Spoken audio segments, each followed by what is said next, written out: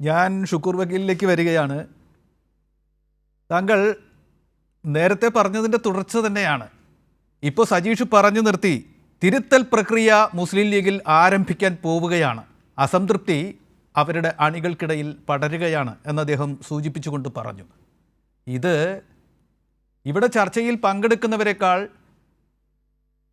ഇത് കേട്ടിരിക്കുന്ന ജനങ്ങളെക്കാൾ മുസ്ലിം ലീഗിലെ ചിലർക്ക് തന്നെ ബോധ്യമുണ്ട് എന്ന് എനിക്ക് തോന്നുന്നു. കാരണം മുസ്ലിം ലീഗിൻ്റെ ഉത്തരവാദപ്പെട്ട ആളുകളല്ല, പക്ഷേ ആരൊക്കെയോ സാമൂഹ്യ മാധ്യമങ്ങളിൽ വന്ന് ഈ പ്രശ്നത്തിലേക്കും വിശ്വാസം കൊണ്ട് മറ തീർക്കാൻ ശ്രമിക്കുന്നുണ്ട്. ഞാനത് ഉദ്ധരിക്കുന്നത് ഒരു പക്ഷേ പ്രശ്നമായി മാറാം, അത്തരത്തിൽ ഉദ്ധരിക്കേണ്ട രീതിയല്ല. പക്ഷേ അതിൻ്റെ സൂചനകൾ വെച്ച് പറയുകയാണെങ്കിൽ ഇത്തരം മുസ്ലിം സമൂഹം, ഇസ്ലാം തന്നെ ആദരിക്കുന്ന ആളുകളുടെ കുടുംബത്തിലോ ഗോത്രത്തിലോ ഒക്കെ തന്നെ ഇത്തരത്തിൽ വഴിതെറ്റിയവർ ഉണ്ടായിരുന്നു എന്ന് പറഞ്ഞുകൊണ്ട് വിശ്വാസത്തെ കൂട്ടുപിടിച്ചുകൊണ്ട് ഇത്തരം വൃത്തികേടുകളെ ന്യായീകരിക്കാനുള്ള ശ്രമം, അതെത്രമാത്രം അവരെ രക്ഷിക്കും? ആരംഭിച്ചു എന്ന് പറയുന്ന, കാണാനിരിക്കുന്നു എന്ന് സജീഷ് പ്രവചിച്ച ആ തിരുത്തൽ പ്രക്രിയയെ തടയാൻ ഈ പഴയ വിശ്വാസത്തിൻ്റെ മുറം കൊണ്ട് ഇവർക്ക് കഴിയുമോ? യഥാർത്ഥ വിശ്വാസം എന്താണ് എന്ന്, എല്ലാ മതത്തിൻ്റെയും അടിയിൽ തുടിക്കുന്ന ധാർമ്മികത എന്താണെന്ന് ഇവിടെയുള്ള ലീഗിൻ്റെ അനുയായികളും തിരിച്ചറിയില്ലേ? ഇവർ തെറ്റായി ഉപയോഗിക്കുകയാണ് വിശ്വാസം എന്നവർക്ക് മനസ്സിലാവും എന്ന് നമുക്ക് കരുതാൻ കഴിയുമോ? ഷുക്കൂർ വക്കീൽ.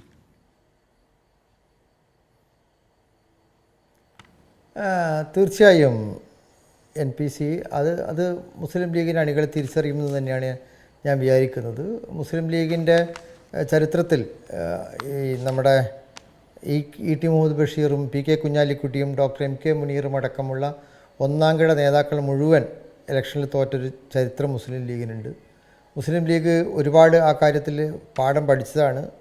ആ ഘട്ടത്തിൽ ഒരുപാട് അവർ തിരുത്തലുകൾ നടത്തിയിട്ടുണ്ട്. അങ്ങനെയാണ് അവർ വീണ്ടും മുസ്ലിം ലീഗ് തിരിച്ചു വരുന്നത്. മുസ്ലിം ലീഗ് നമുക്ക് എഴുത്തള്ളാവുന്നൊരു പാർട്ടിയല്ല, കേരളത്തിലെ പ്രബലമായ രാഷ്ട്രീയ പാർട്ടി തന്നെയാണ്. നിർഭാഗ്യവശാൽ നമ്മൾ ചില കാര്യങ്ങൾ ഇതിൻ്റെ കൂട്ടിച്ചേർന്ന് വായിക്കാനുണ്ടെന്ന് എനിക്ക് തോന്നുന്നു. സമീപകാലത്ത് നമ്മുടെ വിദ്യാഭ്യാസ മേഖലയിലുണ്ടായ 2 പരിഷ്കാരങ്ങൾ, ഒന്ന് കുട്ടികളുടെ മയക്കുമരുന്ന് ഉപയോഗത്തെ കുട്ടികൾക്ക് നിരുത്സാഹപ്പെടുത്തുന്നതിന് വേണ്ടി, കുട്ടികളെ മറ്റ് കാര്യങ്ങളിൽ എൻഗേജ് ചെയ്യിക്കുന്നതിന് വേണ്ടിയിട്ട് സൂംബ ഡാൻസ് സ്കൂളുകളിൽ നടപ്പാക്കുന്നൊരു സാഹചര്യം ഉണ്ടായി. രണ്ടാമത്തത് സ്കൂൾ 8, 9, 10 ക്ലാസ്സുകളിലെ അധ്യയന സമയം രാവിലെ ഒരു കാമണിക്കൂറും വൈകിട്ട് ഒരു കാമണിക്കൂറും കൂട്ടുന്ന സാഹചര്യം ഉണ്ടായി. നമ്മൾ ഈ 2 ഘട്ടങ്ങളിലും ഈ മതസംഘടനകൾ, പിന്തിരിപ്പൻ നിലപാടെടുക്കുന്ന മതസംഘടന അതിനെതിരെ വലിയ കോലാഹലമുണ്ടാക്കി. നമ്മൾ കൈരളി അടക്കമുള്ള മീഡിയ വളരെ ശക്തമായി അതിനെ ചർച്ച ചെയ്തു. മതസംഘടനകളാണ് നിലപാടെടുക്കുന്നത് നമുക്ക് മനസ്സിലാക്കാം. അവർക്ക് ഒരു പരിധിവരെ സമൂഹത്തോട് കമ്മിറ്റ്മെൻ്റ് ഇല്ല, സമുദായത്തോട് മാത്രമേ കമ്മിറ്റ്മെൻ്റ് ഉള്ളൂ. ആ സമുദായത്തിലെ തന്നെ ഫെനാറ്റിക്കലോടാണ് പലപ്പോഴും ഈ മതസംഘടനകൾ ഒട്ടി നിൽക്കുന്നത്.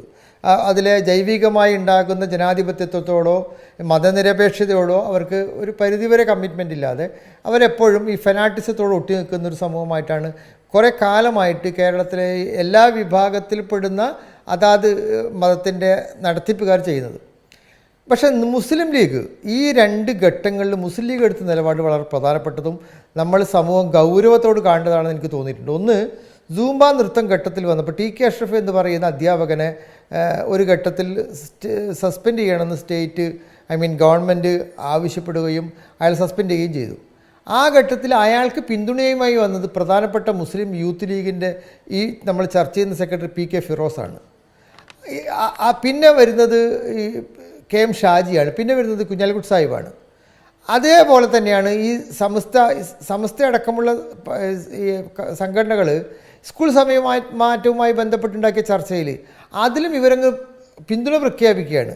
അപ്പം ഈ മതസംഘടനകൾ ഉയർത്തിവിടുന്ന പിന്തിരിപ്പൻ ആശയങ്ങൾക്ക് കുടപിടിക്കുന്നൊരു സമീപനം എന്തുകൊണ്ടാണ് മുസ്ലിം ലീഗ് സ്വീകരിക്കുന്നത് എന്ന് NPC ചിന്തിച്ചിട്ടുണ്ടോ? അതിന് പ്രധാനപ്പെട്ട കാരണം അങ്ങനെ മതവിഷയങ്ങളെ ഇളക്കി വിട്ട് അവരുടെ ഇടയിൽ സാമുദായിക ബോധം നിരന്തരമുണ്ടാക്കി അവർ മുസ്ലിം ലീഗിൻ്റെ പ്രവർത്തകരും അനുയായികളും ചെയ്യുന്ന കുറ്റകൃത്യങ്ങളിൽ നിന്നും ക്രൈമിൽ നിന്നും മറയാക്കാൻ വേണ്ടിയാണ് ഇത് ഇവർ ഉപയോഗിക്കുന്നത്. അവർക്ക് മുസ്ലിം ലീഗ് നേരെ മറിച്ച് ആ 2 ഘട്ടങ്ങളിലും ഏറ്റവും അവസാനമുള്ള കാര്യമാണ് പറയുന്നത്. നേരത്തെ യൂണിഫോമിൻ്റെ വിഷയത്തിലൊക്കെ ഒരുപാട് കാര്യങ്ങളുണ്ട്. അവസാനമായി സൂംബ നൃത്തത്തിൻ്റെയും അതുപോലെ സ്കൂൾ സമയമാനത്തിൻ്റെയും കാര്യത്തിൽ മുസ്ലിം ലീഗ് എടുക്കേണ്ടിയിരുന്ന നിലപാട്, കേരളം പ്രതീക്ഷിച്ചിരുന്ന നിലപാട്, ഈ മതമൗലിക പിന്തിരിപ്പന്മാരെ തള്ളിക്കൊണ്ട് ഈ കേരള സമൂഹത്തിൻ്റെ മുഴുവൻ ഭാഷ ഉയർത്തിപ്പിടിക്കുന്ന രീതിയിൽ മുസ്ലിം ലീഗ് ഒരു നിലപാടെടുക്കുമെന്നായിരുന്നു ഞാനടക്കമുള്ള മുസ്ലിം ലീഗിനോട് താല്പര്യമുണ്ടായിരുന്ന ആൾക്കാരെന്നല്ല നമ്മൾ ചിന്തിച്ചിരുന്നത്. നിർഭാഗ്യവശാൽ അതിന് ഘടകവിരുദ്ധമായി ഈ പിന്തിരിപ്പൻ ആശയങ്ങൾ പേറുന്ന അതേ സംസ്കാരത്തോട് ഒട്ടി നിർത്തുകൊണ്ടാണ് ലീഗ് നിലപാടെടുത്തത്. ലീഗ് അത്തരം നിലപാടെടുക്കാൻ കാരണം ലീഗിൻ്റെ അനുയായികളും നേതാക്കളും നിരന്തരമായി ഏർപ്പെട്ടുകൊണ്ടിരിക്കുന്ന സാമ്പത്തിക കുറ്റകൃത്യങ്ങളും മയക്കുമരുന്ന് ഇടപാടുകളും മുസ്ലിം സമുദായത്തിൻ്റെ പണ്ഡിതന്മാർ ചോദ്യം ചെയ്യുന്ന ഘട്ടം വന്നാൽ ലീഗ് പ്രതിസന്ധിയിലാകും, അത് നേതാക്കൾ പ്രതിസന്ധിയിലാകും. അപ്പോൾ അവരുടെ എല്ലാ പിന്തിരിപ്പൻ ആശയങ്ങൾക്കും ഞങ്ങൾ പിന്തുണ നൽകുന്നുണ്ട്. അതുകൊണ്ട് തന്നെ ഞങ്ങളുടെ കുറ്റകൃത്യങ്ങൾ നിങ്ങൾ സമൂഹത്തിൻ്റെ മുന്നിൽ വിളിച്ചു പറയരുത് എന്ന രീതിയിലുള്ള ഒരു കോൺട്രാക്റ്റ്, ഒരു ഹിഡൻ കോൺട്രാക്റ്റ് ലീഗ് ആ പിന്തിരിപ്പന്മാരായ സമുദായ നേതാക്കളുമായി ഉണ്ടാക്കിയതിൻ്റെ പരിണിത ഫലമായിരുന്നു ലീഗ് അത്തരം കാര്യങ്ങൾ അവർക്ക് പിന്തുണ നൽകിയത്.